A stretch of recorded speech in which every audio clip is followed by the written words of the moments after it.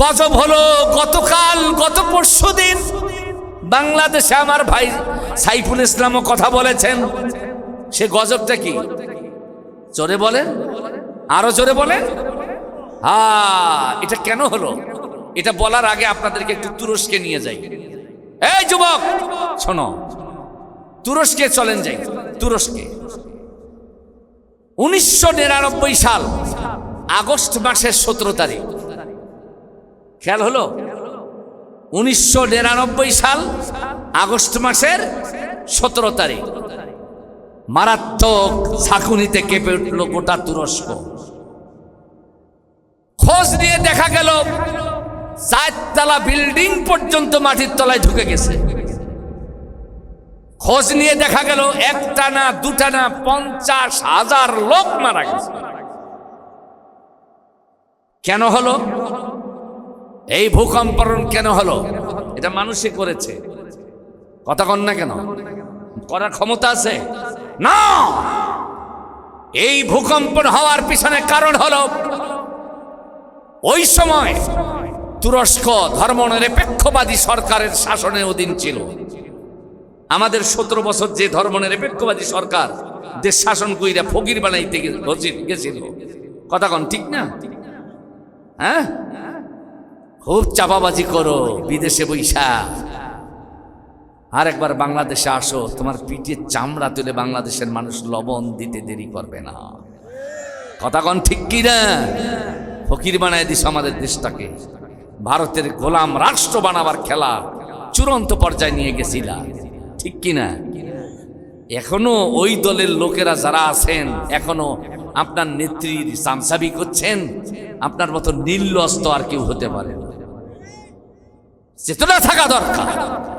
ভারতের অঙ্গরাজ্য, ভারতের জন্য ট্রানজিট দিয়া দেশের অর্থনৈতিক ব্যবস্থাকে ধ্বংস করে দিয়া ভারতের কাছে বিক্রি করে দিতে গেল তোমার নেত্রী, আর সেই নেত্রীর গোলামি করে বাংলাদেশে বসে, এটা সহ্য করা হবে না, কথা কন ঠিক কিনা?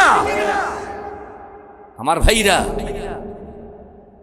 ওইখানে একটা ধর্মনিরপেক্ষবাদী সরকারের অধীন, সেনাবাহিনীর অধীনে সেই সময়কার সরকার ছিল। সেই সেনাবাহিনী একটা ফেয়ারওয়েল অনুষ্ঠান হচ্ছে।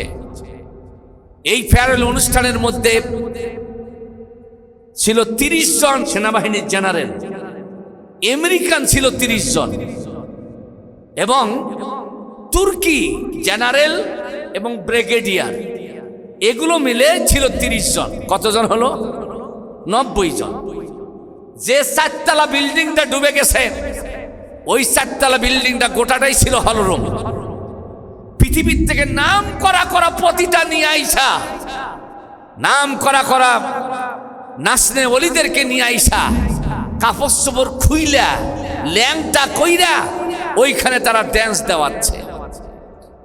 তুর্কিস্তানের এক মেজর জেনারেল, সে এক ব্রিগেডিয়ারকে বলছে, এই ব্রিগেডিয়ার, একটা কোরআন শরীফ নিয়ে আসো। শুনতেছেন আপনারা? একটা কোরআন নিয়ে আসো। যখন কোরআন নিয়ে আসা হলো, তখন উনি বললেন, ইন্না নাহনু নাযালনা যিকরা ওয়া ইন্না লাহু লাহাফিজুন। এই আয়াতটা কোথায় আছে বার করো। আল্লাহ বলছেন, আমি কোরআন নাজিল করেছি, এটাকে হেফাজত করার দায়িত্ব আমি আল্লাহ নিজ হাতেই দিয়েছি। আল্লাহ কি পারে? দেখেন, এই জেনারেল এই আয়াতটা বাইর কইরা ওই আয়াতের আশেপাশে যে কোরআনের পাতাগুলো ছিল এগুলো ছিঁড়ছে, ছিঁড়ে ছিঁড়ে ওই যে ল্যাংটা মহিলারা নাচতেছে তাদের পায়ের নিচে ফেলায় দিচ্ছে। এই ভূকম্পন হওয়ার পিছনে যে ঘটনা, আল্লামা দেলওয়ার হোসেন সাইদি হুজুর, উনি মদিনার মসজিদে একবার, মদিনায় কিছু বাংলাদেশি আলেমদের দাওয়াতে একটা কনফারেন্সে গেছিলেন। সেই কনফারেন্সে মদিনার আলেমরা ইন্টারনেট থেকে এই তথ্যগুলো নামায়া তার হাতে দিয়েছিলেন। ওইখানে উনি ওই বক্তব্য দিতে গিয়া আবেগ আপ্লুত হয়ে গেছেন।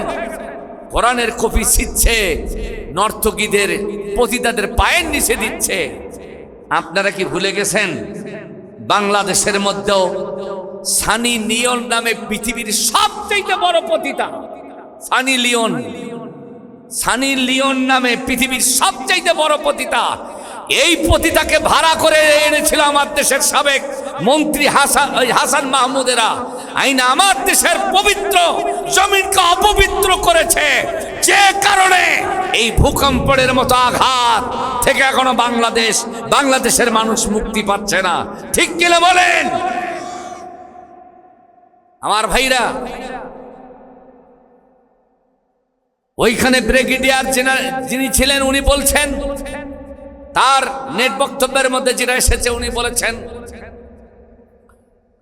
যখন এইভাবে কোরআন ছিঁড়ে ছিঁড়ে পতিতার পায়ের মধ্যে দিচ্ছে, ওরা কোরআনের কপিগুলো খসে খসে ড্যান্স দিচ্ছে। উনি বললেন, আমি আল্লাহু আকবার বলে চিৎকার দিয়ে হলরুম থেকে বের হইলাম। বের হয়ে আকাশের দিকে তাকায় দেখি আকাশ ভয়ানক রূপ ধারণ করেছে, বিকট একটি আওয়াজ। আর এই আওয়াজের ধাক্কা সামলাইতে না পাইরা গোটা তুরস্ক এমন কম্পন কেঁপে উঠেছে, বিল্ডিং 4 তলা 2 তলা 1 তলা ডুবে গিয়েছে, 50,000 লোক মারা গিয়েছে। এর মধ্যে 300 লোক জেনা অবস্থায় ওইখানে ধ্বংসস্তূপ ছিল, তাদেরকে উদ্ধার করা হয়েছে। চিৎকার দিয়ে কোন আল্লাহু আকবার। ইন্না নাহনু নাযালনা যিকরা ওয়া ইন্না লাহু লাহাফিজুন। বান্দররা কোরআনের সাথে বান্দরামি করতে পারে, কিন্তু আল্লাহ তাদেরকে ঠান্ডা করার ক্ষমতা রাখেন। কথা কোন ঠিক না? সেই কোরআনের প্রতিষ্ঠানগুলো আপনাদের আশেপাশে, আমার ভাই হাফিজুর রহমান সাহেবের সেই কোরআনের প্রতিষ্ঠান, আজকে হাফেজ ছাত্রদের মাথায় দস্তরবন্দি দেওয়া হলো। খবরদার বেয়াদবি করবেন না, এই প্রতিষ্ঠানের সাথে খবরদার বেয়াদবি করবেন না। এই মাদ্রাসার নাম কি?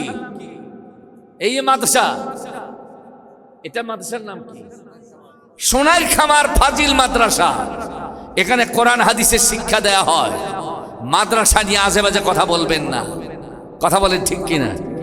যেখানে কোরআনের দার্স হয়, কোরআনের শিক্ষা হয়, পারলে শ্রদ্ধা দেখাবেন, ভালোবাসা দেখাবেন, পারলে সহযোগিতা করবেন, বিরোধিতা করবেন না। কারণ আমরা দেখেছি অনেক হিরো মানুষ যারা কোরআনের সাথে বিরোধিতা করতে গিয়ে জিরো হয়ে গেছে। কথা কোন ঠিক না? আর অনেক রিক্সাওয়ালা, ভ্যানওয়ালা, কুলি শ্রমিক, তারা কোরআনের রাজ কায়েমের আন্দোলন করে, কোরআন শাসিত সমাজ প্রতিষ্ঠার আন্দোলন করতে গিয়া তারা জিরো থেকে হিরো হয়ে গেছে। কথা কোন ঠিক কিনা? আপনারা কোরআনের আলোয় হিরো হতে চান? যখন চান, এই জন্য কোরআনের সাথে লেগে থাকতে হবে। আল্লাহ তৌফিক দান করুন। একটা হাদিস বলে আমি আলোচনা শেষ করব। আল্লাহ তাআলা আদমের প্রতি দয়া পরবশ হলেন, কারো ছিলায় মুহাম্মাদুর। এইবার আদম আলাইহিস সালাম আল্লাহর কাছে ক্ষমা চাইলেন। আল্লাহ তাআলা বললেন, কত গফারতু লিজামবিক, হে আদম আর দেরি না, তোমাকে ক্ষমা করে দিলাম। ওয়াজআলতু মিনাল আম্বিয়া, আর এই দুনিয়ার জমিনে এখন তোমাকে নবীর মর্যাদা দিয়ে দিলাম। জোরে কোন সুবহানাল্লাহ। প্রশ্ন হলো, আদমকে জান্নাতে থাকা অবস্থায় নবুয়ত দেওয়া হলো না কেন? তাকে দুনিয়ায় নবুয়ত দেওয়া হলো কেন? আপনারা বলেন, জান্নাত তো জান্নাতেই, সেখানে নেতৃত্বের দরকার আছে? কোন নেতার প্রয়োজন আছে? সবাই জান্নাতি। কথা কন ঠিক না? কিন্তু নেতৃত্বের দরকার কোথায়? কথা কন না কেন? দুনিয়ায়। আমরা ইসলামী রাজনীতি করি, আমরা মৌলবাদী, ধর্মের নামে আমরা ব্যবসা করি। পাগল ছাগল ইবলিসের প্রেতাত্মারা এই কথাগুলো বলতে পারে, খাঁটি আদম সন্তান এগুলো বলতে পারে না। ঠিক কিনা বলেন? রাজনীতি করতে হয় বাংলাদেশে, সুশীল সভ্য রাজনীতি করতে হবে, ধর্মের প্রতি শ্রদ্ধা রেখে রাজনীতি করতে হবে। ধর্মের প্রতি বিদ্বেষমূলক কথা বলে আলেমদের প্রতি বিতৃষ্ণা সৃষ্টি করে রাজনীতি করতে গেলে বাংলাদেশের মানুষ জুতা পিটা কইরা বাংলা ছাড়া করবে। ঠিক কিনা বলেন?